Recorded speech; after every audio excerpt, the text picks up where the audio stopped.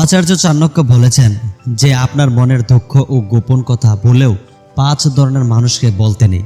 এদের নিজের মনের কথা বললে আপনি নিজেই নিজের জীবনের সমস্যা ডেকে আনবেন। তাহলে জেনে নিন নিজের গোপন কথা কাদেরকে বলবেন না। সাধারণভাবে বলা হয়ে থাকে যে দুঃখ মানুষের সঙ্গে ভাগ করে নিলে তা কমে এবং সুখ ভাগ করে নিলে তা বাড়ে।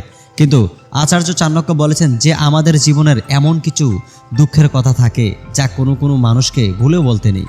আপনি যদি এদের নিজের জীবনের দুঃখের কথা বলেন তাহলে আপনার জীবনের সমস্যা বাড়তেই থাকবে, মনের উপর চাপ বাড়বে এবং একের পর এক বিপদে জড়িয়ে পড়বেন আপনি। জেনে নিন মনের দুঃখের কথা কাদের জানানো সঠিক মনে করছেন না চাণক্য। যে ব্যক্তি সবার বন্ধু, বলা হয়ে থাকে যে ব্যক্তি সবার বন্ধু সে আসলে কারোরই বন্ধু নয়।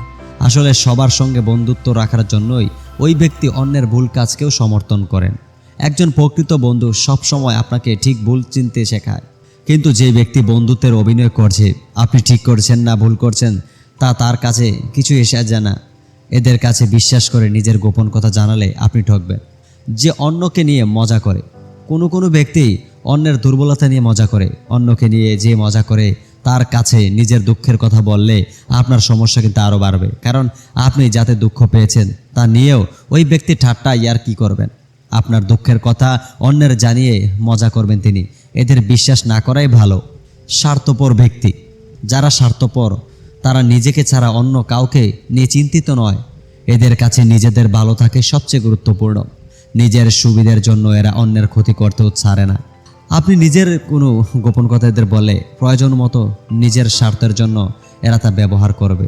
ঈর্ষাকাতর ব্যক্তি, যে আপনাকে হিংসে করে তাকে নিজের দুঃখের কথা জানালে সে মনে মনে আনন্দ পাবে।